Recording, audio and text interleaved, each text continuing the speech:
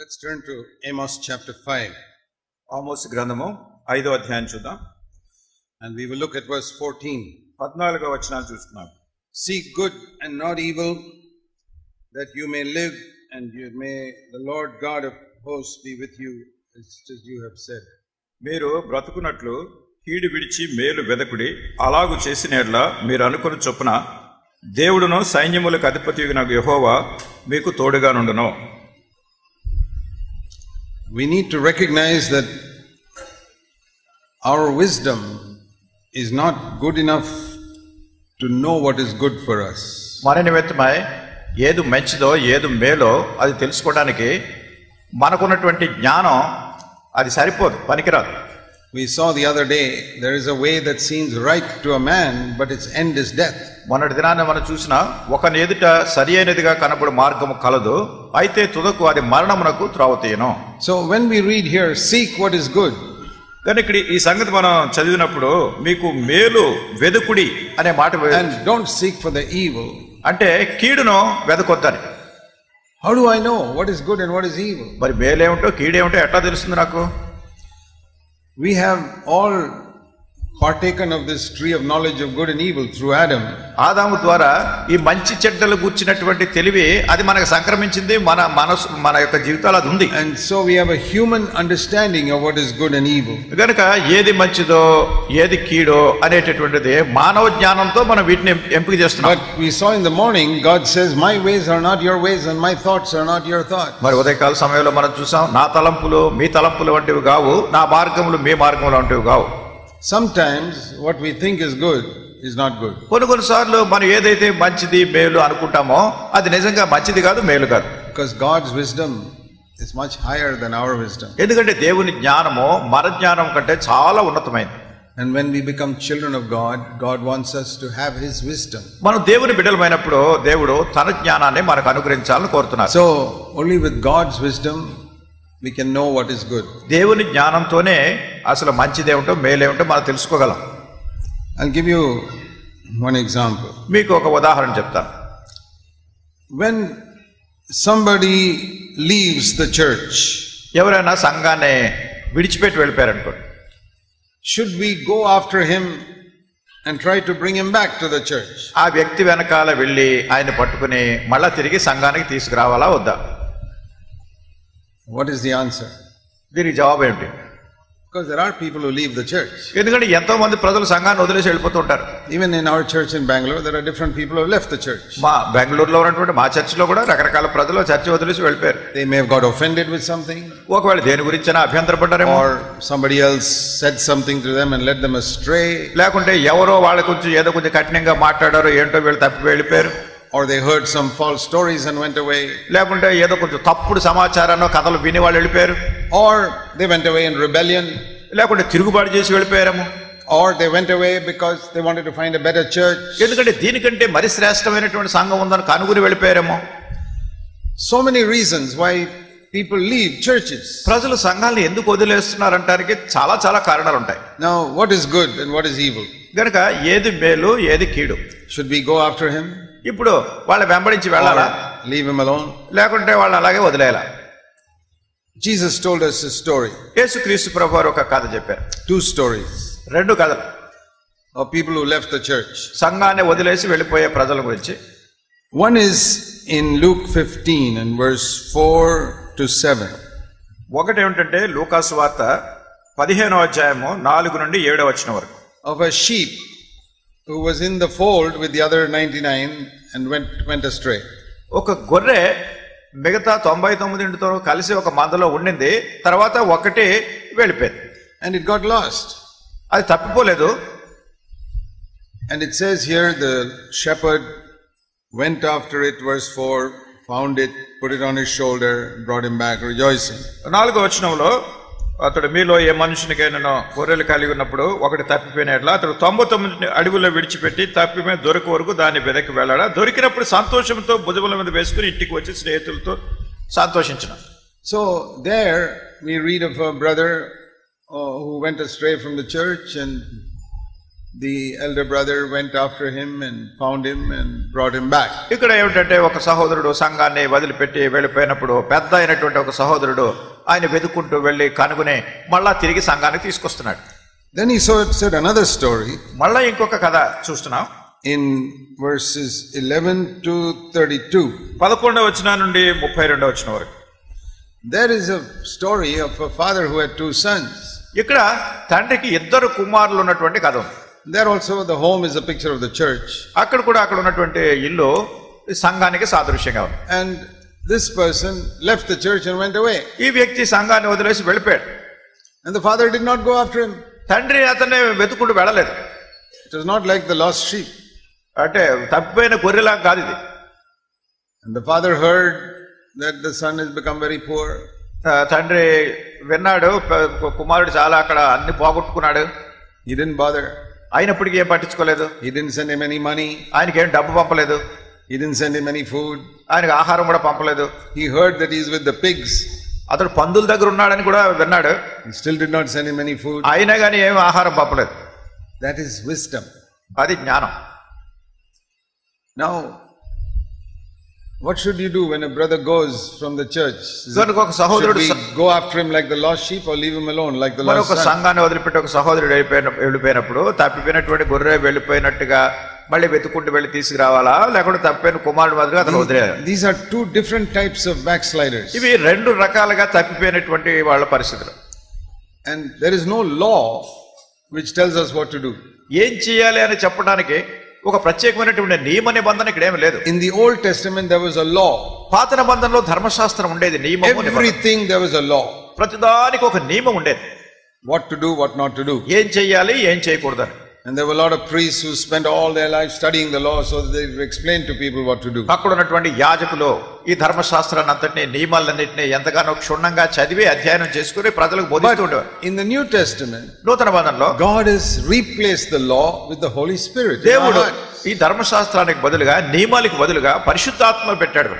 And the Holy Spirit will tell us what to do, not some law. పరిశుద్ధాత్మ చెప్తారు మనకి ఏం చేయాలనేది, కానీ నియమము కాదు ఇక్కడ, ధర్మశాస్త్రం కాదు. So if we study these 2 examples carefully, ఈ 2 ఉదాహరణలను చాలా జాగ్రత్తగా మీరు ధ్యానిస్తే what is the difference? ఏమిటి భేదం ఏమిటి? In the first case, one brother went astray because accidentally he lost the way. మరి మొదటి విషయంలో ఏమంటే ఒక సహోదరుడు తెలియనటువంటి రీతిగా దారి తప్పి వెళ్ళిపోయాడు. The sheep did not come to the shepherd and said, I'm fed up of you, I'm going away from here. ఈ గొర్రె కాపరి దగ్గరికి వచ్చి ఏంటయ్యా నీ విషయంలో నేను చాలా అలసిపోయాను, నీ దగ్గర నేను ఉండను, నేను వెళ్ళిపోతానని గొర్రె చెప్పలేదు. No, it was going like that, then it lost the way and went astray. ఏదో అలాగా వెళ్తుండే తర్వాత ఏదో దారి తప్పిపోయింది, దారి తప్పి తప్పు దారిని వెళ్ళిపోయింది. So there are some brothers who go astray like that. కొంతమంది సహోదరులు ఇట్లా దారి తప్పుతారు. They are not rebellious. వాళ్ళు తిరుగుబడి చేసిన వాళ్ళు కాదు, they are careless. అజాగ్రత్తగా ఉన్నారు. And some false teaching they heard and went astray. ఏదో తప్పుడు బోధ ఏదో జరిగింది, దాన్ని బట్టి అలా అక్కడికి వెళ్ళిపోయారు. And they don't know what to do now because they are lost. ఇప్పుడు తప్పిపోయారు, వాళ్ళు ఏం చేయాలో తెలియట్లేదు వాళ్ళకి ఇప్పుడు. So such brothers we have to go and help them and guide them to the right path. అటువంటి సహోదరులకి మనం వెళ్ళాలి, వాళ్ళకి సహాయం చేయాలి, సరైన మార్గాన్ని మళ్ళీ తిరిగి చూపించాలి. That is one type of backslider. అది ఒక రకంగా వెనకబడిపోయేవాళ్ళు. Then there is another type of backslider. ఇంకో రకమైనటువంటి వెనకబడేవాళ్ళు. Always create problems in the church. ఎప్పుడు కూడా సంఘంలో ఉండి ఏదో రకమైన సమస్యను సృష్టిస్తూ ఉంటారు. Always speaking against the elders and all that. ఎప్పుడు పెద్దల మీద తిరుగుబాటుగా మాట్లాడుతూ ఉంటారు, ఇట్లాంటి గొడవలు చేస్తుంటారు. Like this younger son, ఈ 2వ కుమారుని మాదిరి, tells his father, I am fed up of living in this house, I am going. తండ్రితో అంటాడు, నీ ఇంట్లో ఉండి విసిగిపోయానే పోతాను బయటకు అన్నాడు. Father said go. తండ్రి అన్నాడు వెళ్ళమన్నాడు. Father didn't try to hold him back saying no stay. ఈ తండ్రి చేయి పట్టుకుని లేదు ఉండు అనే బలవంతం పెట్టలేదు. If anybody in my church comes to me and says, Brother Jack, I'm fed up of this church. ఒకవేళ మా సంఘంలో ఉన్న వాళ్ళు ఎవరన్నా నా దగ్గరకు వచ్చి సోదరుడు జాక్ గారు ఈ సంఘం విషయంలో నేను చాలా విసిగిపోయాను అన్నారు అనుకోండి, I say goodbye, please go. అంటారు మీకు గుడ్ బై అండి, మీరు వెళ్ళండి అంటారు. Go wherever you like. మీకు ఎక్కడ ఇష్టమో అక్కడ వెళ్ళండి. If you find a better church, join it. ఒకవేళ ఇంకా మంచి సంఘం దొరికితే దానిలో చేరండి. I don't go after him. వాళ్ళని వెంబడించి నేను వెళ్ళను. Because he's gone in a spirit of rebellion. ఎందుకంటే తిరుగుబాటు ఆత్మతో వెళ్తున్నాడు. And even if I hear it is going badly with him, అతను చాలా చెడు పరిస్థితులకు వెళ్ళిపోతున్నాడు ఏమన్నా కానీ I don't go to see him. నేను అతను చూడడానికి వెళ్ళను. He has to come to the level of the pigs. ఇక్కడ పందులు ఉన్నాయి కదా, ఆ స్థితికి అతను రావాలి. and really mess up his life నిజంగా తన యొక్క జీవితాన్ని అంతటిని పాడు చేసుకుంటాడు and see that it is hopeless living out there, ఇంకా అక్కడ ఉండటం అనేది ఎందుకు పనికిరాని పరిస్థితి అని గుర్తిస్తాడు. and then turn and come back saying, I'm only fit to be a servant here. అప్పుడు మళ్ళా తిరిగి నీ దాసుల్లో ఒకనిగా ఉండటానికే నేను పాత్రుడని చెప్తూ వస్తాడు. Then we can welcome him and make a feast for him. అప్పుడు అతను ఆహ్వానించాలి, అతని కొరకు ఒక విందు చేయాలి. So you see, we learn lessons here. What is it to do good? గనుక చూడండి ఇక్కడ ఏది చేయటం మేలు అనేటటువంటిది ఇక్కడ 2 పాఠాలు ఉన్నాయి. Would the father have done good by sending this son money orders and food and all the time? మరి ఒకవేళ ఈ కుర్రవాడికి వెళ్ళిపోయినటువంటి వాడికి అస్తమానం మనీ ఆర్డర్లు పంపించి భోజనాలు పంపించి ఇలా చేయటం మంచిదా అతను? You know, you hear your son is starving there. ఒకవేళ మీరు విన్నారు మీ కుమారుడు అక్కడ తిండి లాగి వస్తున్నాడు, keep on sending money and food. తనకు ఆహారం కావాలి, డబ్బు కావాలి. He will never come back. అది మీరు అలా పంపిస్తుంటే ఎప్పుడు తిరిగి రాడు. So that is not good. అది మంచిది కాదు అతనికి. The good is not to send money. ఇప్పుడు అతని విషయంలో మేలు చేయటువంటి డబ్బు పంపకపోవడం. Good is not to send him any food. అతనికి ఏ ఆహారం పంపకపోవడమే మంచిది. Then he will come to the end of himself and come back. అప్పుడు తన కష్టాల్లో పడి అప్పుడు తనంతట తాను తెలుసుకుని వెనక్కి వస్తాడు. That is wisdom. అది జ్ఞానం అంటే. So if somebody over there keeps on helping him with food and all that, he will never go back to his father's house. అక్కడ ఎవరో ఉండి అతనికి రోజు తిండి పెడుతూ డబ్బులు ఇస్తూ వేరే వాళ్ళు ఉన్నారు అనుకోండి, అతడు ఎప్పుడు మళ్ళీ ఇంటికి రాడు. So there are foolish believers like that. కొంతమంది బుద్ధిహీనులైన విశ్వాసులు అలా ఉంటారు. Who think they are doing good, but actually they are doing harm. వాళ్ళు ఏదో మేము మంచి చేస్తున్నాం అనుకుంటారు, నిజం చెప్పాలంటే వాళ్ళు చెడుగే చేస్తున్నారు. They don't make that backslider come back to God's house. They just comfort him in his sin. ఈ వెనకబడిపోయినటువంటి వాడు మళ్ళా తిరిగి ఇంటికి వచ్చేట్టు చేయరు, అతను ఉన్నటువంటి పాపంలో ఉండడానికి ఇంకా ప్రోత్సహిస్తుంటారు వీళ్ళు. Now I'll give you one example. మీకు ఒక ఉదాహరణ చెప్తాను. There was a man in the church in Corinth. కొరింథులో ఉన్నటువంటి సంఘంలో ఒక ఆయన ఉన్నాడు. He committed some serious sexual sin. అతడు చాలా తీవ్రమైనటువంటి వ్యభిచార సంబంధమైన పాపం చేశాడు. His mother had died. అతని తల్లి చనిపోయింది. And then his father married again. అప్పుడు తన తండ్రి మళ్ళా పెళ్లి చేసుకున్నాడు. So he was having sex with his father's second wife. కనుక తన తండ్రి పెళ్లి చేసుకున్నటువంటి రెండో భార్యతో ఇతడు లైంగిక సంబంధం పెట్టుకున్నాడు. That was a terrible sin. ఇది చాలా చాలా భయంకరమైన పాపం. And the people in the church in Corinth said, "Oh, poor brother, we must be merciful to him." ఈ సంఘంలో కొరింథు సంఘంలో ఉన్న వాళ్ళు కొంతమంది ఏంటంటే అరే రే ఈ సహోదరుడు ఇతని ఏళ్ళకి మనకు జాలి చూపించాలంటున్నారు. Let's not be too hard on him. అతని విషయంలో కఠినంగా ఉండకూడదు. But when Paul heard it, అయితే పౌలు ఈ సంగతి విన్నప్పుడు he said, "What type of church are you? ఆయన అన్నాడు, ఎట్లాంటి సంఘం మీది? Such a sin happening in your midst which even the heathen people don't do." మీ మధ్యలో ఎంత గొప్ప పాపం జరుగుతుంటే అన్యజనుల్లో కూడా జరగదు ఎట్లాంటి పాపం. 1 Corinthians 5. మొదటి కొరింథీ 5వ అధ్యాయం. And you should have turned him out of the church. మీరు అసలు సంఘంలో నుంచి అతను బయటికి పంపించేయాలి. Verse 2. రెండవ వచనంలో You should have removed him, but you have not done it. మీరు అతను పంపించేయాలి కానీ అది చేయలేదు మీరు. And since you're not doing it, మీరు అది చేయట్లేదు కనుక, even though I am 800 kilometers away, I'll do it from here. నేను 800 కిలోమీటర్ల దూరంలో ఉన్నప్పటికీ నేను చేస్తాను ఇప్పుడు ఇక్కడ. How did he do it? ఎలా చేశాడు? See, Paul had an authority as an apostle. అపోస్తలుగా పౌలుకి అధికారం ఉంది. So he said, even though I'm not there, ఆయన అంటున్నాడు నేను అక్కడ లేకపోయినప్పటికీ, when you people gather as a church, verse 4, 4వ వచనంలో మీరు సంఘంగా అక్కడ సమావేశమైనప్పుడు, I'm not physically there. నేను అక్కడ భౌతికంగా అక్కడ లేను. I am some 800 kilometers away. నేను ఒక 800 కిలోమీటర్ల దూరంలో ఉన్నాను. But in my spirit, in the power of the Lord Jesus, verse 4, I'll be with you. అయితే యేసుక్రీస్తు ప్రభువారి యొక్క ఆత్మలో దేవుని యందలి శక్తిలో నేను మీతో ఉన్నాను. And with the authority that I have as an apostle, మరి అపోస్తలుగా ఉన్నటువంటి అధికారంతో while you're meeting there, I'm going to hand over that man to the devil. మీరు అక్కడ కలిసి చేరినప్పుడు ఈ వ్యక్తిని నేను అపవాదికి నేను అప్పగిస్తున్నాను. Imagine handing over a believer to the devil. ఊహించండి, ఒక విశ్వాసిని అపవాదికి అప్పగించడం. You can't do that unless you're an apostle. మీరు ఒక అపోస్తలు అయితే కానీ అట్లాంటి పని చేయలేరు. But God gives great authority to apostles which he doesn't give to other believers. అయితే అక్కడ ఉన్నటువంటి విశ్వాసులు అపోస్తలులకు దేవుడు గొప్ప అధికారం ఇచ్చాడు. Because apostles know how to use it. Other believers will just use it in a foolish way. ఎందుకంటే అపోస్తలే దేవుని యొక్క అధికారాన్ని సద్వినియోగపరుస్తారు, ఇతరులు దుర్వినియోగపరుచుకుంటారు దాన్ని. So why did he hand him over to Satan? మరి ఎందుకు ఈయన సాతానుకు ఆయన అప్పగిస్తున్నాడు? So that Satan will give that man some sickness, serious sickness. ఎందుకంటే సాతాను ఈ వ్యక్తికి తీవ్రమైన అనారోగ్యం కలుగజేయాలి. And when he becomes so seriously sick, అతడు చాలా తీవ్రంగా జబ్బు పడినప్పుడు then he will turn to the Lord. అప్పుడు వెనక తిరుగుతాడు, ప్రభు దగ్గరికి వస్తాడు. So the reason was to bring him back to the Lord. ఇక్కడ కారణం ఏమిటంటే మళ్ళా తిరిగి అతను ప్రభు దగ్గర తీసుకురావడానికి. So it is like saying he must reach the level of the pigs and I'm going to hand him over to that. అంటే ఇది ఎలా ఉంటుందంటే అతడు పందులు ఉన్నటువంటి ఆ స్థితికి దిగజారిపోవాలి, అందరి మెత్త మీద అతనికి అప్పగిస్తున్నాను. That means he must get so seriously sick. అంటే అంత తీవ్రమైనటువంటి జబ్బు పడాలి అతను. So he told them, కనుక వాళ్ళతో అన్నాడు, verse 13, last part, remove that wicked man from yourself. ఆ దుర్మార్గుని మీలో నుండి వెలివేయుడి. And the elders in the church in Corinth respected Paul. మరి ఆ కొరింథు సంఘంలో ఉన్నటువంటి పెద్దలు పౌలు చెప్పినటువంటి దాన్ని గౌరవించారు. So they told the whole church. కనుక సంఘానికి అంతటికి చెప్పారు, Paul has judged this man, we are putting him out of the church. కనుక పౌలు ఈ మనుషునికి ఇట్లాంటి తీర్పిచ్చాడు, కనుక సంఘం నుంచి నీ వెలివేస్తున్నావు. And you know, none of the believers went to visit him. కనుక ఆయన దర్శించడానికి విశ్వాసులు ఎవరు వెళ్ళలేదు. That was a good thing. అది మంచి సంగతి.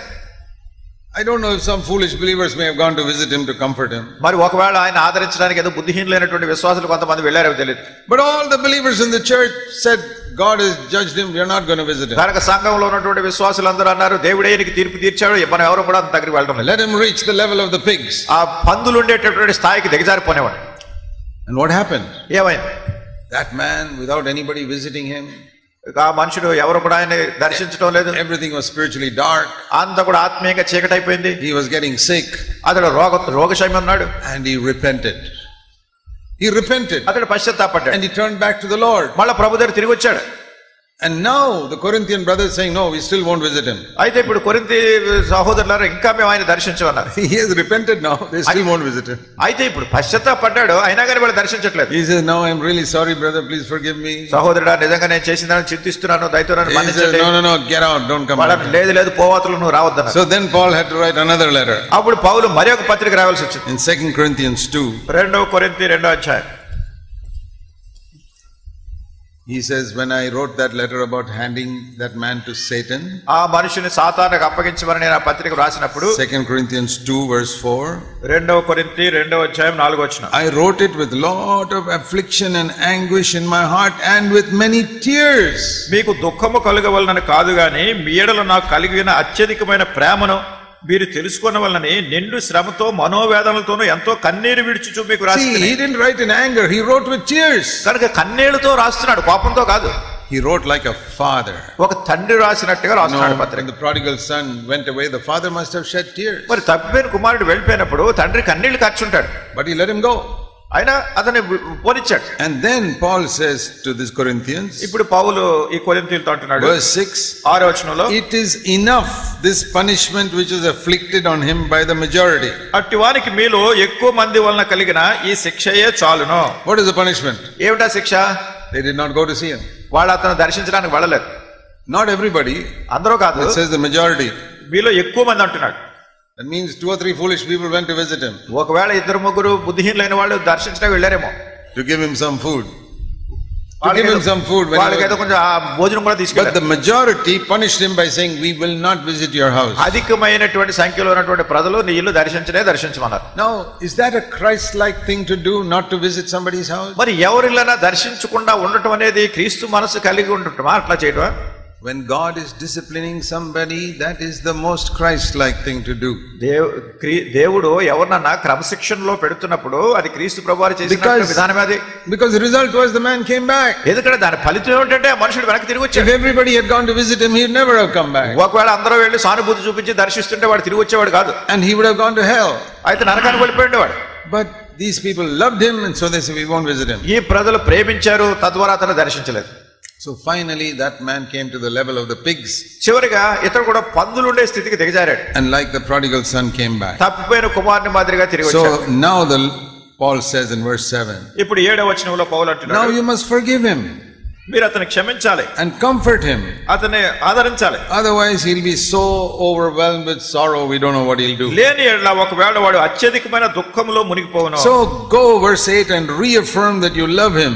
8వ వచనంలో కావున వాని యేళ్ళ మీ ప్రేమను స్థిరపరచవలెనని And మిమ్మల్ని he says in బతిమాలుకొంచున్నాను. verse 10, I have also forgiven him. 10వ వచనంలో నేను కూడా అతన్ని క్షమించున్నాను. Otherwise, if you keep on treating him like that, verse 11, Satan will take advantage of us.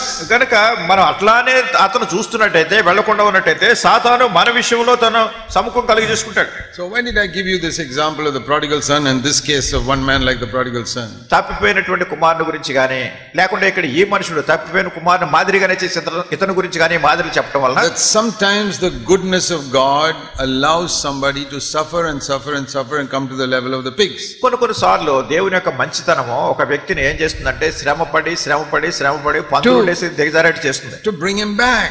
ఇదంతా అతను తిరిగి తీసుకురావడానికే. Otherwise he'll never come back. లేనట్టయితే అతను మళ్ళీ తిరిగి రాడు ఎప్పటికీ. So our human wisdom is not like that. మన మానవ జ్ఞానం ఎట్లాంటిది కాదు. You know, sometimes God allows many problems in the world which we can't understand why. కొన్ని సార్లు దేవుడు లోకంలో అనేకమైనటువంటి సమస్యలను అనుమతిస్తాడు. అది ఎందుకో మనకు తెలియదు. It's always with a good purpose. అది ఎప్పుడు కూడా మంచి ఉద్దేశంతోనే. I heard one story about a businessman. ఒక వ్యాపారస్తుని గురించి ఒక కథ విన్నాను. He was a good brother in the church. సంఘంలో చాలా మంచి సహోదరుడు. Every meeting he was there. ప్రతి మీటింగ్ కి వచ్చేవాడు. Very zealous. చాలా ఆసక్తిపరుడు. But then his business began to prosper and become bigger and bigger.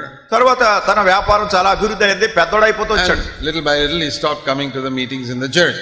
నెమ్మదిగా సంఘంలో ఉన్న కూటాలకు మానేయడం ప్రారంభించాడు. So the elder brother would visit him.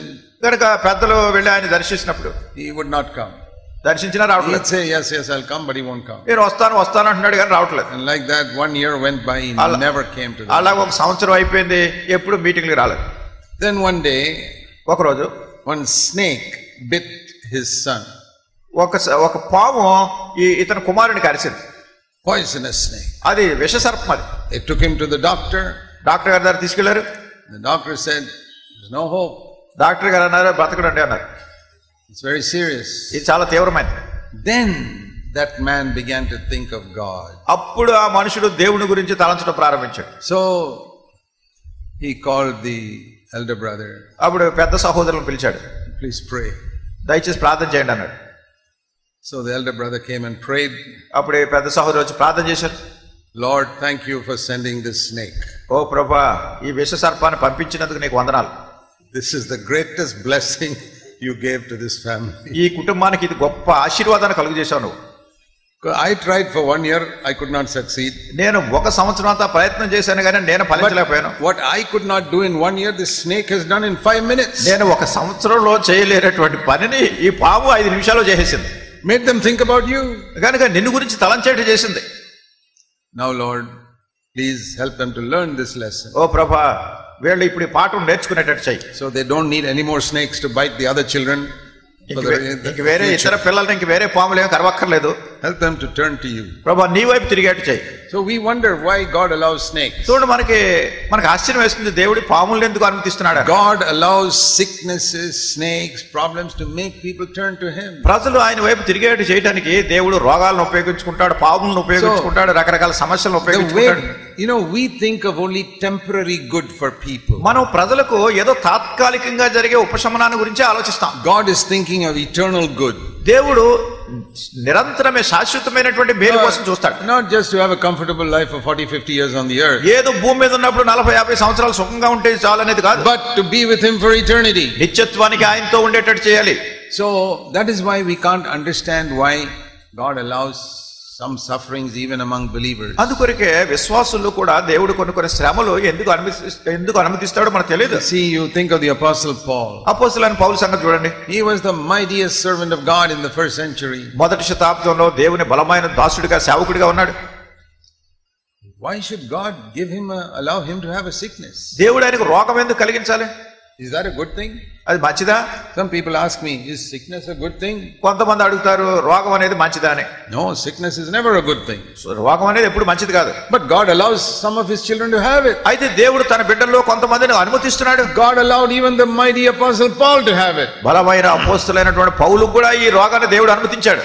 So what I'm trying to say is, what we call a bad thing, God may call a good thing. మనం నేను ఏం చెప్తున్నానంటే, మనం ఏదైతే చెడుగా అనుకుంటామో దేవుడు దాన్ని మంచి కోసం చేస్తాడు. Why did God allow a sickness to come upon Paul? పౌలు జీవితంలో అనారోగ్యాన్ని దేవుడు ఎందుకు అనుమతించాడు? Paul called it a thorn in the flesh. పౌలు దాన్ని ఏమని పిలిచాడంటే శరీరంలో ఒక ముళ్ళు అని పిలిచాడు. You know how painful it is if a thorn gets into your flesh? మీ శరీరంలో ఒక ముళ్ళు గుచ్చుకుంది అనుకోండి, అది ఎంత బాధ పెడుతుందో మీకు And if it has gone in and you can't take it out, ఎందుకంటే అది లోపలికి వెళ్ళిపోయింది, మీరు తీయలేకపోతున్నారు. that was a sickness Paul had, he couldn't get rid of. మరి పౌలు ఇట్లాంటి రోగాన్ని కలిగి ఉన్నాడు, దాన్ని తొలగించుకోలేకపోయాడు. And you know why? And by the way, he kept on praying, Lord, take it away, take it away, take it away. ప్రభువా దీన్ని తొలగించు తొలగించు అని ప్రార్థన చేస్తూ వచ్చాడు. But God said no. దేవుడేమో కాదన్నాడు. I want you to see that verse, 2 Corinthians 12 verse 7. 2 కొరింథీ 12వ అధ్యాయం 9వ వచనం మీరు చూడాలని కోరుతున్నాను. 7. 7వ వచనం. In the middle of that verse it says, there was given to me a thorn in the flesh. ఈ వచనం మధ్య భాగంలో ఉంది, నాకు శరీరంలో ఒక ముళ్ళు ఇవ్వబడింది. God gave it. దేవుడు ఇచ్చాడు. Gave means it is a gift. అంటే ఇచ్చాడు అంటే అది ఒక వరం. What is the gift God gave? ఏంటి దేవుడు ఇచ్చిన వరం ఏంటి? దీనికి supposing one day somebody comes and gives you a nice gift. ఒక రోజు ఎవరన్నా మీ ఇంటికి వచ్చి మీకు చక్కటి వరం బహుమతి ఇచ్చారనుకో, nice blue paper and ribbon and all that, మంచి నీలి రంగు పేపర్ లో కట్టి దానికి రిబ్బన్ చుట్టి అంతా ఇచ్చారు మీరు. and you opened that, మీరు అది తెరిచారు, it's a nice beautiful box, అది చాలా మంచిది అందమైన బాక్స్ ఒకటి ఉంది లోపల. Open the box, ఆ పెట్టి కూడా తెరిచారు, there's a thorn, అందులో ఒక ముళ్ళు ఉంది అనుకో. say what sort of gift is this? మీరు అనుకుంటారు ఇదేం బహుమతి అనుకుంటారు. A gift from God. దేవుని దగ్గర నుండి వచ్చిన బహుమతిది. A thorn. ఒక ముళ్ళు. He says that. ఆయన అంటున్నాడు God gave it to me. దేవుడు నాకు ఇచ్చాడు అంటున్నాడు. That means it's a gift. అంటే అది ఒక వరం. Have you ever given a gift of a thorn to anybody? మీరు ఎవరికన్నా ఒక ముళ్ళును బహుమతిగా ఇచ్చారా? Is God a good God? మరి దేవుడు మంచి దేవుడా? Yeah, better than you and me. మీకంటే నాకంటే కూడా శ్రేష్టమైన వాడు. He gave a gift to his greatest servant. ఆయన గొప్ప దాసునికి సేవకునికి ఆయన ఈ బహుమతి ఇచ్చాడు. And there's another name for this thorn in the flesh. ఈ శరీరంలో ఉన్న ముళ్ళుకి మరొక పేరు ఉంది. Verse 7. 7వ వచనంలో messenger of Satan. మరి సాతాను యొక్క దూత. Does God allow a messenger of Satan to trouble Paul day and night? సాతాను యొక్క దూత వచ్చి పౌలును దివారాత్రులు కష్టపెట్టేటట్టు దేవుడు అనుమతిస్తాడా? Sickness is not from God. రోగం అనేది దేవుని నుంచి వచ్చింది కాదు. I don't believe it. అది నేను నమ్మను. I'll tell you why. అది ఎందుకో చెప్తాను. No sickness is from God. ఏ అనారోగ్యం కూడా దేవుని నుంచి వచ్చింది కాదు. Because Jesus said, ఎందుకంటే యేసు ప్రభువు చెప్పారు, if you being evil know how to give good gifts to your children, how much more will your heavenly Father give good things to those who ask him? మీరు చెడ్డవారై ఉండి మీ పిల్లలకు మంచి ఈవులను ఎరిగి ఉండగా పరలోకమందున మీ తండ్రి మీకు మరీ అంత శ్రేష్టమైన ఈవుల్ని ఇస్తారా అన్న చెప్పారు. You and I, we are fathers and mothers. మీకు నాకు మనకి తల్లిదండ్రులు ఉన్నారు. Will you ever give a sickness to your child? మీ పిల్లలకి ఎప్పుడైనా మీరు అనారోగ్యాన్ని ఇస్తారా, రోగాన్ని ఇస్తారా? You know, a mother looks at a sick child and wishes, I wish I could take that sickness from my child. మరి ఒక తల్లి రోగంతో ఉన్నటువంటి బిడ్డను చూసినప్పుడు ఈ రోగం నాకు వస్తే బాగుండు అంటారు. Nobody likes to give a sickness to a child. ఎందుకంటే పిల్లలకి ఆ రోగాన్ని ఇవ్వడానికి ఎవరికి ఇష్టం లేదు. A good father never gives sickness. మంచి తండ్రి ఎప్పుడు కూడా పిల్లలకు రోగాన్ని ఇవ్వడు. God is a good father. దేవుడు మంచి తండ్రి. That is why I believe that every sickness is from the devil. అందుకొరకు నేను నమ్ముతాను ప్రతి అనారోగ్యం కూడా అపవాది సాతాను దగ్గర నుంచి వచ్చింది. But remember, many sicknesses are because we are living in a world that is cursed. అయితే జ్ఞాపకం ఉంచుకోండి, అనేకమైనటువంటి రోగాలు ఎందుకు వస్తున్నాయంటే శపించబడినటువంటి లోకంలో మనం ఉన్నాం కనుక. So I'm not saying that every time I have a fever or something the devil attacked me. ప్రతిసారి నాకు ఏదో జ్వరం ఏదైనా వస్తే సాతాను నన్ను దాడి చేసిందని చెప్పను. We are living in a world under the curse. మనం శాపంతో కూడా లోకంలో జీవిస్తున్నాం. So 80% of our sicknesses come because of this curse. మరి 180 పాళ్ళు కూడా మనకు వచ్చే రోగాలన్నీ శాపాన్ని బట్టే వస్తున్నాయి. There may be a flu going around town, we get it. ఒకటి చూడండి, ఈ ఊర్లో అంత ఫ్లూ జ్వరం వస్తుంది అనుకోండి, మనకు కూడా వచ్చేస్తుంది. That's not because we are sinning. అంటే మనం పాపం చేస్తున్నామని కాదు. It's because there is a curse in the world. ఎందుకంటే లోకంలో శాపం ఉంది. That is why we die. అందుకొరకు మనం చనిపోతాం కూడా. Death also comes because there's a curse in the world. మరణం కూడా ఎందుకు వస్తుంది? లోకంలో శాపం ఉంది కనుక. We perspire in the heat. God told Adam, because of curse you will perspire. దేవుడు చెప్పాడు, నువ్వు కష్టపడి చెమట ఓడుస్తావని దేవుడు చెప్పినందుకు ఎండ వచ్చింది అనుకోండి, మనకు చెమట వస్తుంది. So all that is I am not perspiring because I am sinning. అయితే నేను పాపం చేస్తున్నానని నాకు చెమట పట్టట్లేదు. I am perspiring because I am living in a world which is under the curse. ఎందుకంటే శాపంతో కూడిన లోకంలో ఉన్నాను కనుక నాకు కూడా చెమట పడుతుంది. I have come to the conclusion that 80% of sicknesses are because we are all living in a world under the curse. కనుక నేను నమ్మేది ఏంటంటే ఈ మనం శాపంతో కూడిన లోకంలో ఉంటున్నాం కనుక 100% వచ్చే రోగాలు ఇందుని బట్టే వస్తుంటాయి. That's why we become sick. అందుకొరకు మన రోగం వస్తుంది. That's why as we get older our body becomes weaker. ఆ రీతిగా మనం వృద్ధులం అయిపోతున్నప్పుడు మన శరీరం బలహీనంగా అయిపోతుంది. That's why we have to wear glasses. అందుకొరకే కళ్ళద్దాలు పెట్టుకోవాలి. That's why we lose our hair. అందుకొరకే మన తల వెంట్రుకలు ఊడిపోతున్నాయి. Not because of sin. ఇది పాపాన్ని బట్టి కాదు. But because we are living in a world under the curse. అయితే శాపంతో కూడిన లోకంలో ఉంటున్నాం కనుక. And we have to taste a little bit of it because we also are children of Adam. మనం కూడా ఆదాము నుండి వచ్చినటువంటి సంతతి కనుక ఈ శాపాన్ని అంతటినే మనం కూడా రుచి చూడాల్సి వస్తుంది. Our bodies have not yet been redeemed. Only our spirit is redeemed by Christ. మన ఆత్మ మాత్రమే విమోచన పొందింది కానీ మన శరీరాలు ఇంకా విమోచన పొందలేదు. Our bodies will be redeemed only when Jesus comes back. యేసుక్రీస్తు ప్రభువారు వచ్చినప్పుడు మాత్రమే మన దేహాలకు విడుదల విమోచన దొరుకుతుంది. But there are some sicknesses అయితే కొన్ని రోగాలు ఉన్నాయి which come because you don't forgive somebody. మీరు ఎవరినో క్షమించట్లేదు అందుకని రోగం వచ్చి పడుతుంది. I'm absolutely sure of that. దీని గురించి నేను చాలా ఖచ్చితంగా చెప్తున్నా. When you don't forgive somebody, you can have a sickness. మీరు ఎవరినో క్షమించట్లేదంటే మీకు ఏదో రోగం వస్తుంది. When you're always worried and anxious, you can have some sicknesses in your body. ఎందుకంటే ఎప్పుడు మీరు కలవర పడిపోతుంటున్నారు దాని గురించినటువంటి చింత మీ మనసులో ఉంటుంది, మనోవేదన, దీని బట్టి రోగం వస్తుంది. You have some bitterness against somebody. ఎవరి మీదో మీకు ఏదో పగ ఉంది. That can bring sickness in your body. అది మీ శరీరంలో రోగాన్ని తెచ్చిపెడుతుంది. You know, you can have ulcers in your stomach because you're so anxious and worried about so many things. మీ కడుపులో ఉన్నటువంటి అల్సర్లు కూడా ఎందుకు వస్తాయంటే మీకు ఏదైనా ఆందోళన భయం ఉన్నప్పుడే కడుపులో అల్సర్లు వస్తాయి. Some allergies also come because you got some bitterness against somebody. మీ ఎవరి మీదన్నా మీకు ఏదైనా కక్ష పగ ఉన్నప్పుడు కూడా కొన్ని అలర్జీలు కూడా వస్తాయి. Not everything, not all sicknesses. అన్ని రోగాలు కాదు. Maybe 20%. అంటే 100% 80% I told you is because we are in, anybody can get it, even a godly man can get it. 180% ఈ దుష్ట లోకాన్ని బట్టి భక్తి కలిగినటువంటి వాళ్ళు కూడా రోగాలు వస్తాయి. Because we are in a world under the curse. మనం ఎందుకంటే శాపంతో కూడిన లోకంలో ఉన్నాం. And the second thing I want to say is, రెండవది మీకు చెప్పేది ఏంటంటే God can heal sickness. దేవుడు రోగాన్ని బాగు చేయగలడు. But he does not heal every sickness. అయితే ప్రతి రోగాన్ని ఆయన బాగు చేయడు. And there are many reasons, I don't know all the reasons. అనేకమైన కారణాలు ఉన్నాయి, అవన్నీ నాకు తెలియదు. But one reason I can learn here. అయితే ఒక్కటి ఇక్కడ నేను నేర్చుకునేది ఏంటంటే, so first of all, sickness is a messenger of Satan. మొట్టమొదటిగా ఈ అనారోగ్యం అనేది సాతాను యొక్క దూతగా. 2 Corinthians 12:8 he prayed 3 times, the Lord heal me, heal me, heal me. 2 కొరింథీ 12:8 ఆయన ముమ్మారుగా ప్రార్థించాడు, నన్ను బాగు చెయ్యి, నన్ను బాగు చేయి, నన్ను బాగు చేయి. And God said no. దేవుడు లేదు అన్నాడు. Why does God say no to the apostle Paul? అపోస్తలుడైన పౌలు ప్రార్థించినప్పుడే దేవుడు కాదు అని ఎందుకు చెప్పాడు? There is a very good reason. ఇక్కడ మంచి కారణం ఉంది. He says in verse 7, 7వ వచనంలో ఆయన అంటున్నాడు, because Paul was getting so many supernatural revelations, he was in danger of becoming proud. పౌలుకు మానవాతీతమైనటువంటి అనేకమైనటువంటి ప్రత్యక్షతలు ఉన్నాయి గనక వాటిని బట్టి ఈయన అతిశయించే ప్రమాదం ఉంది. So to save him from becoming proud, God allowed him to have a sickness. గనక అతడు హెచ్చిపోకుండా నిమిత్తమై అంటే గర్వం రాకుండా అతన్ని తప్పించడానికి దేవుడు ఈ బలహీనతను అనుమతించాడు.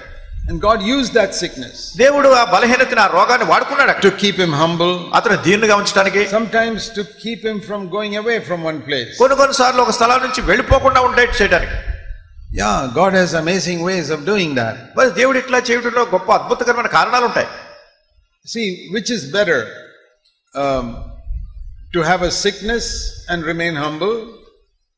ఒక రోగం వచ్చి దీనునిగా ఉండటం మంచిదా?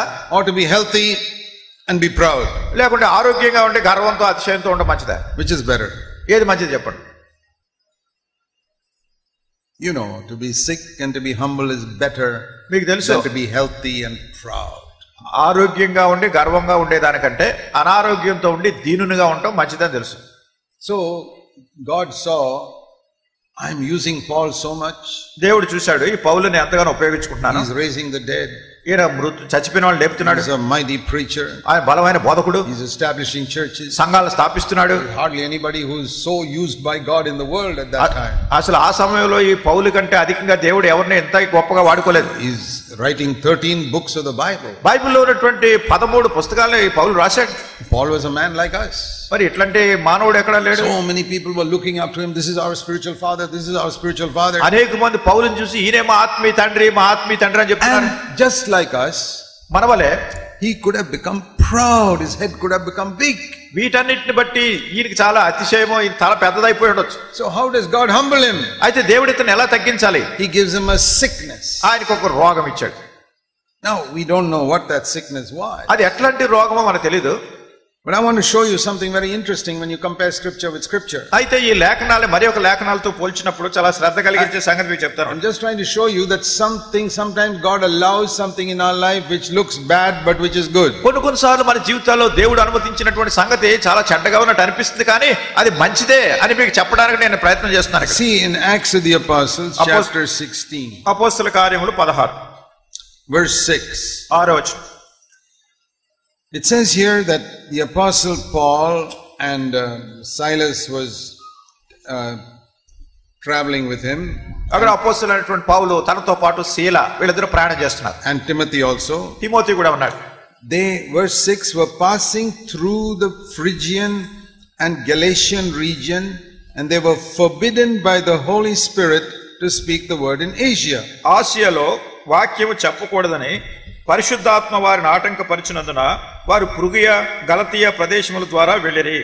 Now we would think the Holy Spirit wants the word of God to be preached everywhere. మనం అనుకుంటాం పరిశుద్ధాత్మ దేవుడు దేవుని వాక్యం ప్రతి చోట ప్రకటించాలని కోరుతున్నాడని మనం అనుకుంటాం. But the Holy Spirit stopped him from going to Asia to preach the word. దేవుని యొక్క వాక్యాన్ని ప్రకటించడానికి ఆసియా వెళ్ళకూడదని పరిశుద్ధాత్మ దేవుడే ఆఫ్ చేస్తున్నాడు. Many people can't understand this. అనేక మంది ప్రజలకు ఇది అర్థం కాదు. Because they don't listen to the Holy Spirit. ఎందుకంటే పరిశుద్ధాత్మ చెప్పిన మాటలు వినరు. It says here the Holy Spirit stopped them from speaking the word in Asia. ఆసియాలో దేవుని వాక్యం చెప్పకూడదని పరిశుద్ధాత్మ వారిని ఆటంకపరిచినందున ఉంది. They were actually going through Galatia. వాళ్ళు గలతీయ ప్రదేశాల ద్వారా వెళ్తున్నారు. Wanting to go to Asia. ఆసియాకి వెళ్ళాలని. When they came to Galatia, వారు గలతీయకు వచ్చినప్పుడు Holy Spirit said, stop. పరిశుద్ధాత్మ అన్నారు, ఆగండి అన్నారు. Don't go to Asia. Asia వెళ్ళొద్దు. Stay here. ఇక్కడ ఉండండి. That's what it says here. అదే ఇక్కడ రాయబడింది. Now the question is, how did the Holy Spirit stop them? ఇప్పుడు ఇక్కడ ప్రశ్న ఏమిటంటే, ఈ పరిశుద్ధాత్మ ఎలా వీళ్ళని ఆప్ చేశారు? He didn't send an angel there to stop them. వాళ్ళని ఆపడానికి ఒక దూతను పంపించలేదు అక్కడికి. And he didn't speak with a voice from heaven. లేకుండా పరలోకం నుంచి, ఆకాశం నుంచి, పై నుంచి ఒక పెద్ద శబ్దం రాలేదు. Now listen, this is how the Holy Spirit stopped them. పరిశుద్ధాత్మ ఏ రీతిగా వారిని ఆప్ చేశారో చూడండి. Paul later on wrote to these Galatians, this place where he was stopped. ఎక్కడైతే వీళ్ళు ఆగిపోయారో దీని గురించి తర్వాత పౌలు గలతీయులకు పత్రిక రాస్తున్నాడు. You know why God stopped him in Galatia? గలతీయులో ఎందుకు వీళ్ళని ఆప్ చేశారో పౌలు ప్రభు ఎందుకు ఆపాడు తెలుసా? God said there is no churches in this Galatia area. I want you to stay here and plant some churches. మరి దేవుడు ఏంటంటే ఈ గలతీ ప్రాంతాల్లో ఏ విధమైనటువంటి సంఘాలు లేవు, మీరు ఇక్కడ ఉండి కొన్ని యొక్క సంఘాలు స్థాపించాలి. But Paul had no plan to start church there. అయితే అక్కడ సంఘాన్ని స్థాపించడానికి పౌలుకి ఏ విధమైన ఏర్పాటు లేదు. He wanted to go to Asia. ఆయన Asia వెళ్ళాలనుకుంటున్నాడు. But in Galatia God stopped him. అయితే గలతీలో దేవుడు ఆపేశాడు. And because he stopped there, he planted some churches there. దేవుడు అక్కడ వారిని ఆపాడు గనక కొన్ని సంఘాలు స్థాపించారు వీళ్ళు అక్కడ. That was not his plan, that was God's plan. అది పౌలు ఏర్పాటు కాదు, దేవుని ఏర్పాటు. Paul did not know what was good, but God knew what was good. అది ఏది మంచిదో పౌలుకి తెలియదు కానీ దేవునికి తెలుసు. Now you read in the Galatians. ఇప్పుడు గలతీయులకు రాసిన పత్రికలో chapter 4. 4వ అధ్యాయం. Why did he stop in Galatia and preach the gospel? గలతీలో ఎందుకు దేవుడు ఆపి సువార్త ప్రకటించాడు చేసిన? It's a very interesting verse. ఇది చాలా శ్రద్ధ కలిగించే వచనం. You compare this what you read in Acts 16 and you'll understand. అపోస్తల కార్యములు 16వ అధ్యాయంలో మనం చదివిన వచనంతో దీన్ని పోల్చి చూసినట్టయితే మీకు గ్రహించవచ్చు. Galatians 4:13. గలతీయులకు రాసిన పత్రిక 4:13. It was because of a bodily illness that I got stuck with you and I preached the gospel to you the first time. మొదటిసారి శరీర దౌర్బల్యము కలిగినను నేను సువార్త మీకు ప్రకటించితినని మీరు ఎరుగుదురు. So how did the Holy Spirit stop Paul? మరి పౌలును పరిశుద్ధాత్మ దేవుడు ఎలా ఆపాడు? Not with some angel. ఏదో దూత రావడం కాదు. He made him sick. అతన్ని బలహీనుడిగా చేశాడు. And Paul was so sick that he could not move. ఈ పౌలు ఎంత బలహీనంగా అయిపోయాడంటే అక్కడి నుంచి వెళ్ళలేకపోయాడు. But he didn't get discouraged. నిరుత్సాహపడలేదు. He said, this means that now I am in bed, I can't go. ఒకవేళ నాకు ఇలా వచ్చింది, నేను పడక మీద ఉన్నాను, That వెళ్ళను. means the Holy Spirit is saying to me, don't go to Asia. పరిశుద్ధాత్మ దేవుడు చెప్తున్నాడు ఆసియా వెళ్ళొద్దని. That is how the Holy Spirit stopped Paul. ఆ రీతిగా పరిశుద్ధాత్మ పౌలును ఆపినాడు. And that is how the Holy Spirit may stop you also ఆ sometimes. రీతిగా పరిశుద్ధాత్మ కొన్నిసార్లు మిమ్మల్ని కూడా ఆపుతారు. I remember about nearly 30 years ago. ఇంచుమించు 30 సంవత్సరాల కిందట జరిగిన సంగతి నాకు జ్ఞాపకం ఉంది. I had a little problem in my stomach and I said, Lord, you can heal me. నాకేదో కడుపులో చిన్న సమస్య ఉండింది. నేను అన్నాను, ప్రభు నీవు నన్ను స్వస్థపరచగలవు. I was not healed. కానీ నాకు స్వస్థత కలగలేదు. I had to go into the hospital for a few days. కొన్ని రోజులు నేను హాస్పిటల్లో ఉండవలసి వచ్చింది. And I was lying in bed there in the hospital for about a week or something like that. అక్కడ హాస్పిటల్లో ఒక వారం రోజులు ఎంతో హాస్పిటల్లో పడక మీద పడుకున్నాను. I asked the Lord, I was lying there. నేను అక్కడ పడక మీద పడుకుని ప్రభుని అడిగాను. One good thing about lying in a bed in a hospital. చూడండి, హాస్పిటల్లో పడక మీద పడుకుని ఉండటంలో ఒక మంచి సంగతి ఏంటంటే you can only look up. పైకి చూస్తారు మీరు పడుకుని. That is a good place to keep on looking. అది మంచి సంగతి. So I was lying there and I was looking up. గనక నేను అక్కడ పడుకుని పైకి చూస్తాను. Lord, why have you put me here? ప్రభువా, ఎందుకు ఎక్కడ పడుకున్నట్టు చేసావు నన్ను? And this is what the Lord spoke to me. ప్రభు నాతో ఏం చెప్పారంటే, He says, I could have healed you easily. సులువుగా నేను బాగు చేసి ఉండేవాడిని. But you are running around so much here and there, preaching. I don't get a time to talk to you. నువ్వు ఇంక బోధల్లో ప్రసంగాల్లో ఇటు అటు ఎప్పుడు చూసినా వెళ్తున్నా కానీ నీతో మాట్లాడే టైం నాకు దొరకట్లేదు. Now you lie down here, I have to talk to you.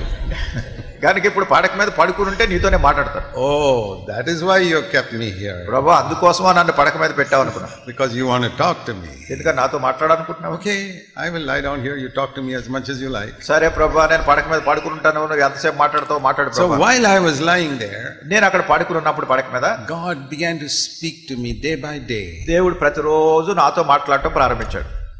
And I wrote down what he was saying. ఆయన ప్రభు ఏం చెప్తున్నాడో ఆ సంగతులన్నీ నేను రాశాను. And God gave me 50 points of the type of man he wants. దేవుడు కోరుకున్నటువంటి మనుషుడు ఎట్లాంటి వాడై ఉండాలి అంటానికి 50 పాయింట్లు దేవుడు చెప్పాడు. నేను వాటిని రాశాను. Saying this is the type of man I am looking for. ఇట్లాంటి మనుషుడిని నేను వెతుకుతున్నాను, చూస్తున్నాను. So I wrote down all those points. అన్ని పాయింట్లన్నీ రాశాను. And I wrote an article. దాని ద్వారా నేను ఒక వ్యాసం రాశాను. That article is called God Needs Men. గనక దేవునికి మనుషులు అవసరము అనేటటువంటి పేరుతో శీర్షిక రాశాను. If any of you have internet connection, మీకు ఎవరికైనా కంప్యూటర్లో ఇంటర్నెట్ కనెక్షన్ ఉంటే you go to cfcindia.com. cfcindia.com website చూడండి. CFC is the name of our church. అక్కడ ఉన్న మా చర్చి పేరు CFC, Christian Fellowship Church. అక్కడ Christian fellowship So church. you go to cfcindia.com. cfcindia.com అనే దాన్ని Go చూస్తే to the articles. అక్కడ ఉన్నటువంటి వ్యాసాలు శీర్షికలు చూడండి. And there you'll see God Needs Men.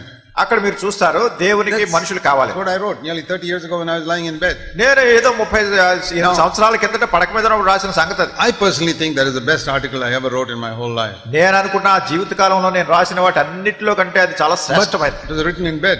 ఎందుకంటే పడక మీద రాశాను. If I had not gone to hospital, I would never have written it. నేను హాస్పిటల్కి వెళ్లకుండా ఉండుంటే అసలు అది రాసి ఉండేవాడు కాదు. There's a book called New Wine and New Wineskins.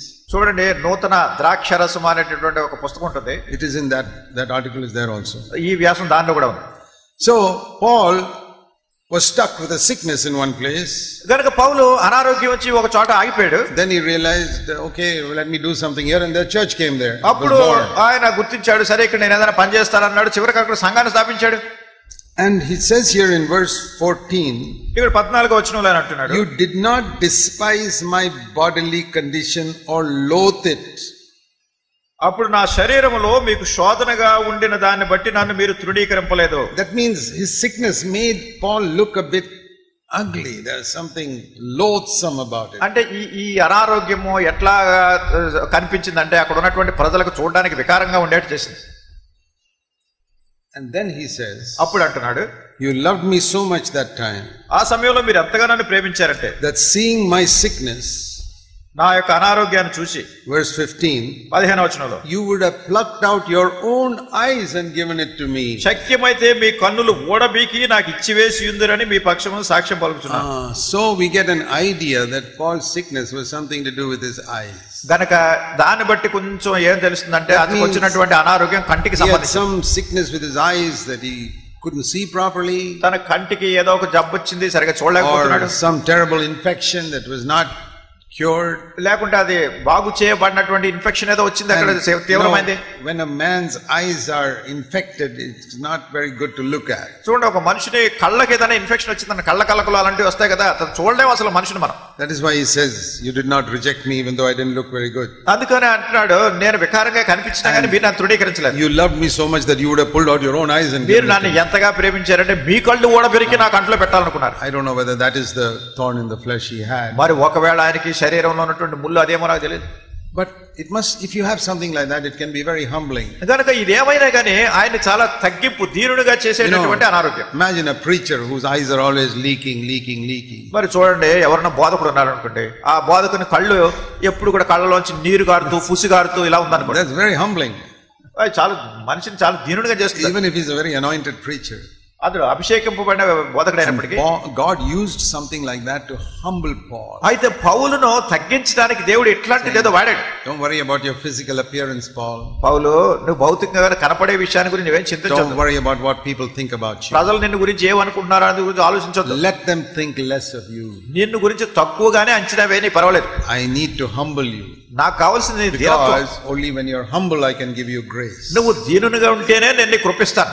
So is this type of sickness good or bad? మరి ఇట్లాంటి అనారోగ్యం వస్తే ఇది మేలా కీడా? For Paul it was good. మరి పౌలుకి అది మేలైంది. Because it kept him humble. ఎందుకంటే అతను దీనునిగా, and when he was humble he could be anointed by God. అతను దీనునిగా ఉన్నాడు కనుక దేవుని చేత అభిషేకం పొందాడు.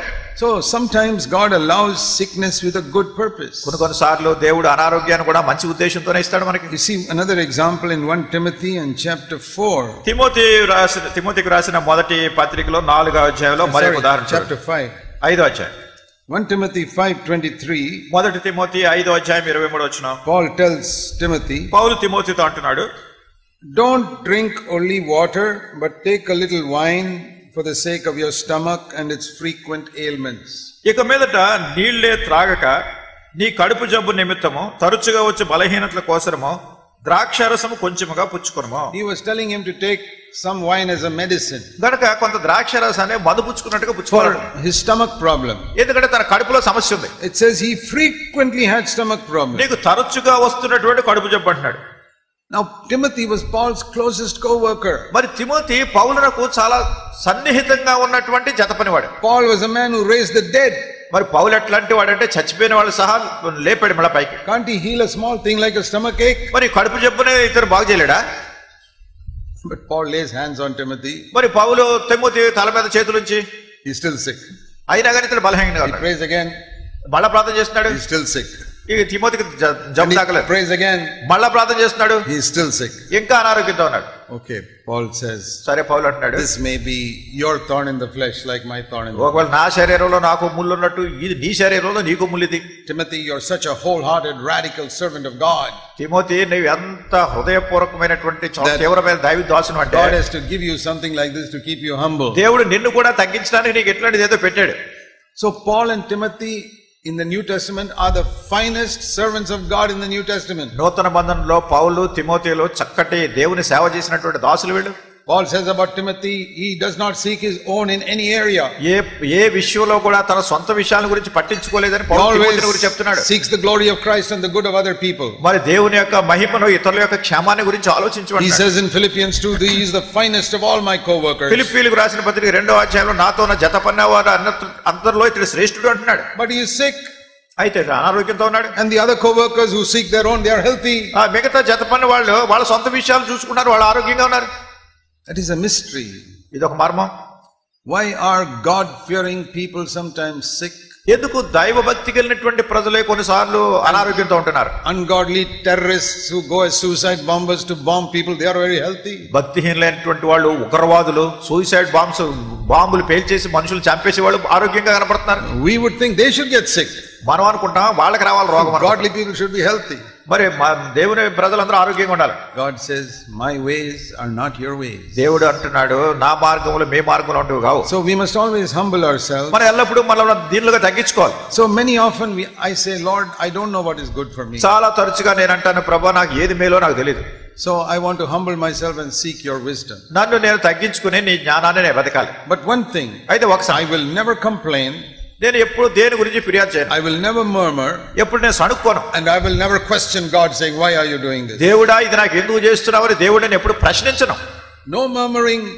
ఏ సణుగు లేదు. No grumbling or complaining. ఎవరి మీద ఫిర్యాదు లేదు, గొనుక్కోవడం లేదు. No questioning God. దేవుడి ప్రశ్నించడం లేదు. Lord, I can't understand this, but if that is your will, I accept it. ప్రభువా ఇది నాకేం అర్థం కావట్లేదు, కానీ ఇది నీ చిత్తం అయితే దాన్ని నేను అంగీకరిస్తున్నా. So when the Bible says seek good, కనుక మేలుని వెతకండి అని బైబిల్ చెప్తున్నప్పుడు sometimes we have to humble ourselves and say, Lord, I don't know what is good for me. కొన్నిసార్లు మనల్ని మనం తగ్గించుకుని చెప్పాలి, దేవుడా ఈ మేలు అంటే ఏమిటో నాకు తెలియట్లేదు కనుక నీవే అనుమతించు. I think this is good and I seek it, but you don't give it to me. ఇది మంచిదని నేను అనుకుంటున్నాను, దీన్ని వెతుకుతున్నాను, కానీ నీవు నాకు ఇవ్వట్లేదు. ఇది I pray for this thing and you don't answer my prayer. దీనికోసం నేను ప్రార్థన చేస్తున్నాను, కానీ నా ప్రార్థనకు నువ్వు జవాబు ఇవ్వట్లేదు. I don't know why. ఎందుకో నాకు తెలియదు. But I believe that you are sovereign. అయితే నేను నమ్ముతున్నాను నువ్వు సార్వభౌముడివి. And you can do everything.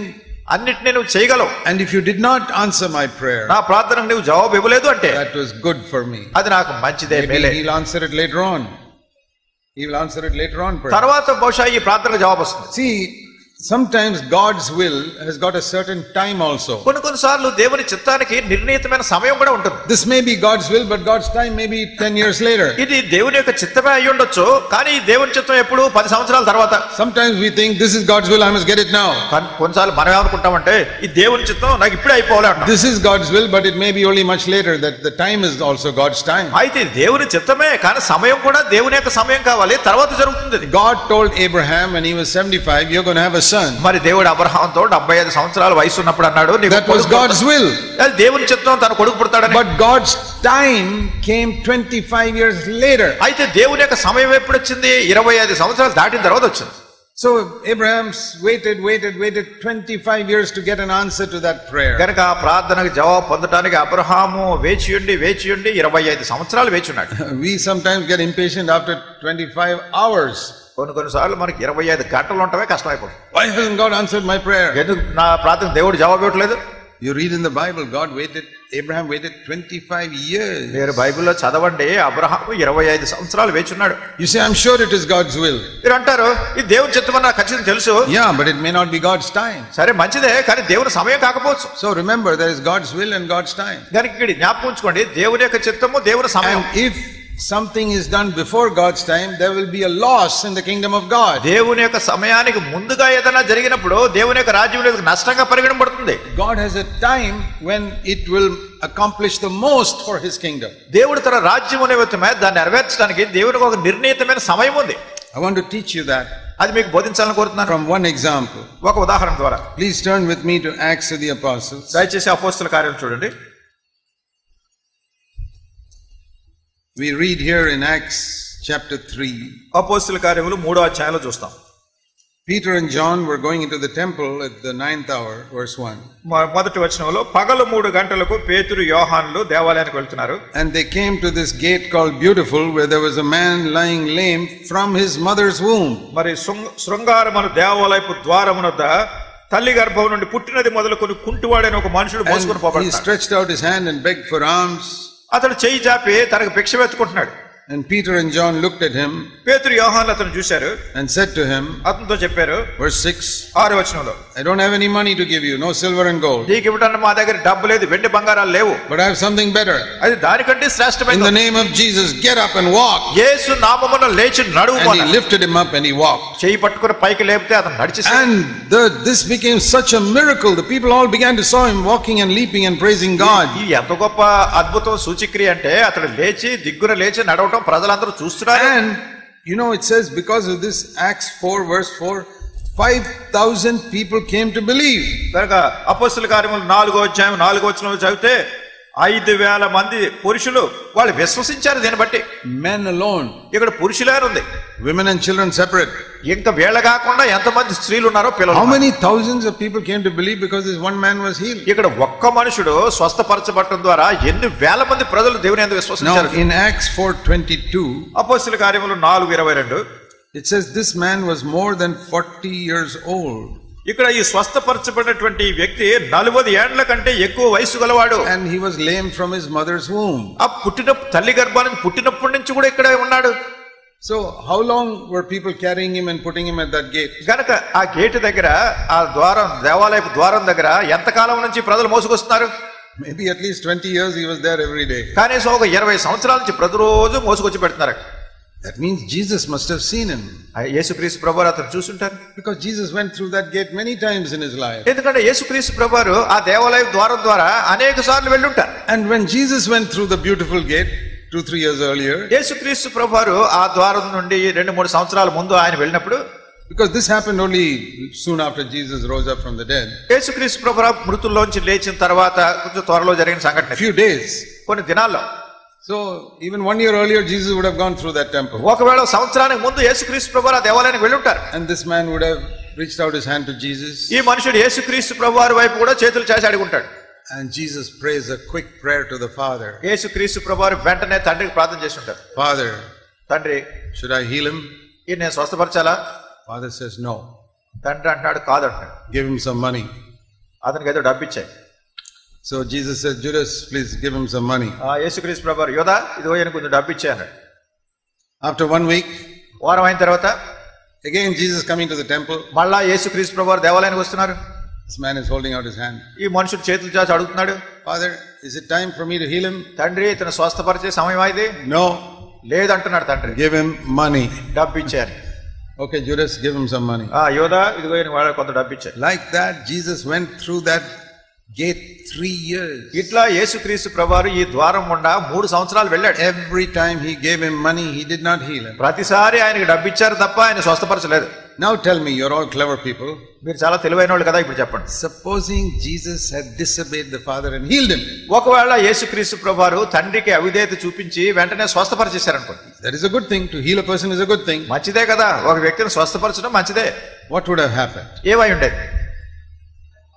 5,000 people would not have been converted a few weeks later. మరి ఈ 5,000 మంది తర్వాత విశ్వసించినటువంటి వాళ్ళు ఉండేటటువంటి వారు కాదు.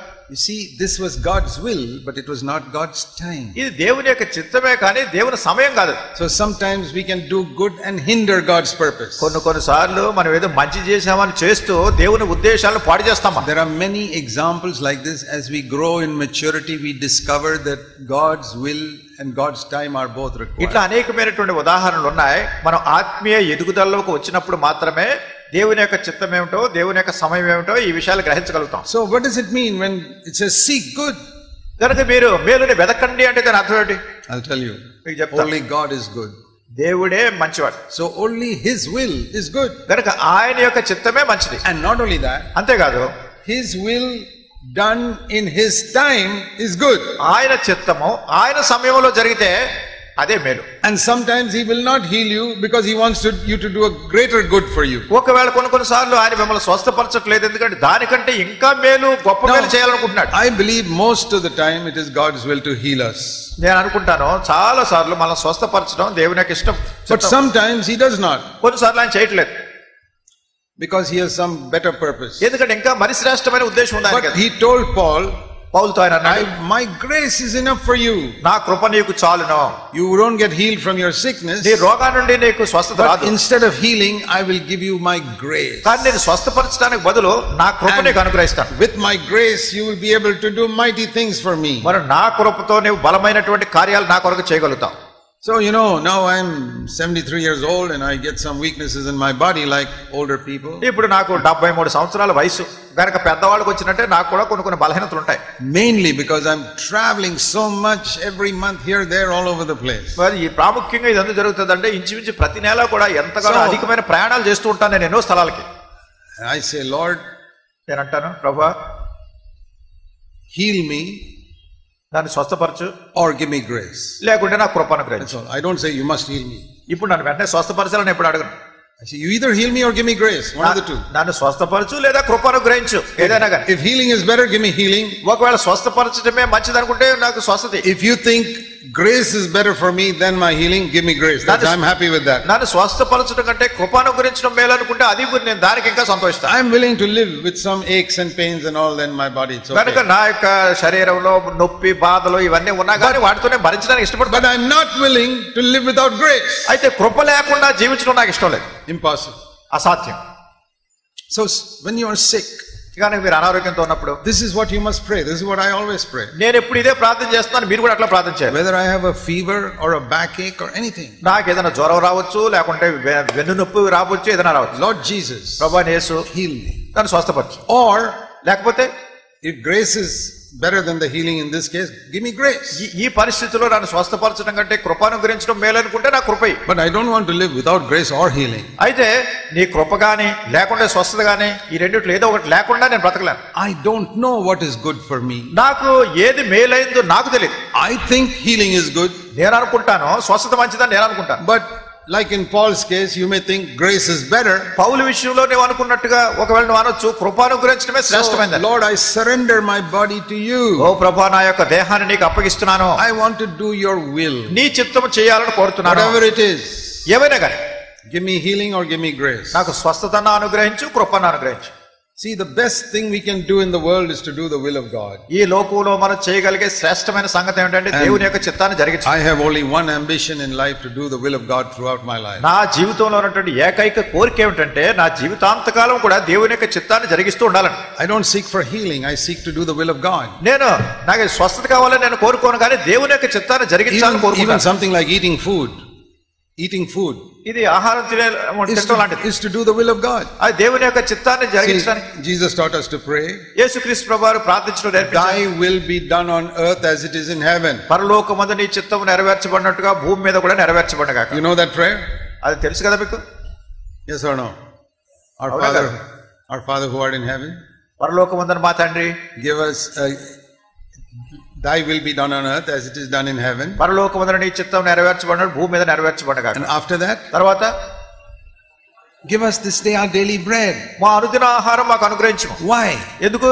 To do your will on earth as it is in heaven, that you are connected. మరి పరలోకమందున నీ చిత్తం నెరవేర్చినట్లుగా నెరవేర్చడానికి ఈ రెండు కలపబడ్డాయి. Give me this day my daily bread. గనుక ఈ రోజు మా అనుదిన ఆహారం మాకు అనుగ్రహించు. Not for me to go and do what I like. నేను వెళ్ళి నా ఇష్టమైనట్టు చేయడానికి కాదు. But to do your will on earth as it is in heaven. పరలోకమందున నెరవేరుస్తున్నట్లు భూమి మీద నీ చిత్తాన్ని నేను నెరవేర్చడానికి. So why do we want healing? గనుక ఎందుకు మన స్వస్థత కావాలి? Is it to do the will of God? దేవుని చిత్తం జరిగించడానికా? I remember once I was asked to go to one house to pray for an unbeliever. ఒకసారి ఒక ఇంటికి వెళ్ళి ఒక అవిశ్వాసి గురించి ప్రార్థన చేయవలసి వచ్చింది. నన్ను ఒక రమ్మని అడిగారు. Jesus prayed for unbelievers, so I'm happy to pray for unbelievers also. యేసుక్రీస్తు ప్రభువారు అవిశ్వాసుల గురించి కూడా ప్రార్థన చేశారు. గనుక నేను కూడా వెళ్ళి ఆయన గురించి ప్రార్థన చేయడం సంతోషంగా వెళ్ళాను. He was sick and he wanted me to pray. ఆయన అనారోగ్యంతో ఉన్నాడు, నేను ప్రార్థన చేయాలని కోరాడు. So I went there. నేను అక్కడ వెళ్ళాను. And I said, why do you want to be healed? నేను అన్నాను, నువ్వు ఎందుకు స్వస్థత పడాలని కోరుతున్నావు అన్నా. You want health for what? ఎందుకోసం నీకు ఆరోగ్యం కావాలన్నా? To go and stand in the cinema queue because now you're not healthy, you can't go there. నీకు సినిమా క్యూలో నిలబడటానికి నీకు ఆరోగ్యం కావాలా? ఇప్పుడు బలహీనంగా ఉన్న గురించి వెళ్ళలేకపోతున్నావా? Now you're not healthy enough to shout at your wife. Is that why you want help? లేకుంటే నీ భార్య మీద కేకలేటని నీకు ఆరోగ్యం కావాలా? ఇప్పుడు ఆరోగ్యం లేదని చేయలేకపోతున్నావా? Or do you want to be healed to glorify God? లేకుంటే దేవుని మహింపరచడానికి నీకు ఆరోగ్యం కావాలా? అస్వస్థత కావాలా? Should I pray, Lord, this poor man cannot go to stand in the cinema queue, please heal him so that he can be healthy to go and stand in the cinema queue to get tickets? ఓ ప్రభువా, ఈ నిస్సహాయుడైనటువంటి వ్యక్తి ఆ cinema చూడటానికి వెళ్ళి ticket తీసుకోవడానికి క్యూలో నిలబడటానికి శక్తి లేదు, కనుక ఆరోగ్యం అనుగ్రహించి వెళ్ళి నిలబడతాడని ప్రార్థించాను. Is that what you want me to pray? అట్లా ప్రార్థన చేయాలని కోరుతున్నావా? I can't pray like that. I can't pray like that. నేను అట్లా ప్రార్థన చేయలేను. Lord, he's so weak, he can't shout at his wife. Please make him strong so he can shout at his wife. లేకుంటే ప్రభువా, చాలా బలహీనంగా ఉన్నాడు, భార్య మీద కేకలేయడానికి లేదు, ఇప్పుడు కనుక భార్యను తిట్టాలి, కేకలేయాలంటే మంచి శక్తి అనుగ్రహించాను. అట్లా ప్రార్థన చేయాలి. నేను అట్లా చేయను. I'll pray for your healing, but it is to do God's will. నీ స్వస్థత కోసం ప్రార్థన చేస్తాను, కానీ దేవుని చిత్తాన్ని జరిగించడానికి. So that is the best thing in the world, is the will of God. లోకంలో శ్రేష్టమైన సంగతి ఏంటంటే దేవుని చిత్తాన్ని చేయడం.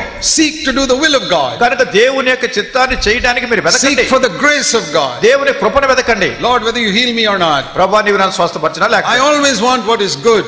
నాకు ఎల్లప్పుడూ నీ మేలు కావాలి. Is the will of God. ఈ మేలు అనేది మంచి దేవుడు అంటే దేవుని యొక్క చిత్తం. That is what I want in my life. నా జీవితంలో అదే కావాలి.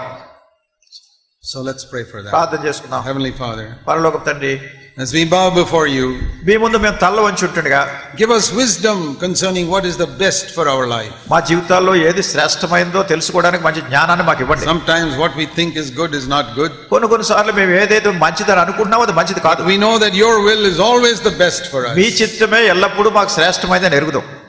We know that healing is also your will. స్వస్థత కూడా మీ చిత్తమే అని ఎరుగుతాం. If it will help us to do the will of God. దేవుని యొక్క చిత్తాన్ని జరిగించడానికి మాకు సహాయపడితే. We also know that you do not heal sometimes. కొన్నిసార్లు మీరు స్వస్థత కలిగించడానికి కూడా మేము ఎరుగుతాం. Because you have something better for us. ఎందుకంటే మా కొరకు మరి శ్రేష్టమైనది మీరు కలిగి ఉంటున్నారు. Your grace. మీ కృపను అనుగ్రహించండి. So help us to do your will. కనుక మీ చిత్తాన్ని జరిగించడానికి సహాయం చేయండి. Receive your grace always. ఎల్లప్పుడూ మీ యొక్క కృపను పొందడానికి. Pray in Jesus' name. యేసు నామమున ప్రార్థిస్తున్నాం తండ్రి. Amen.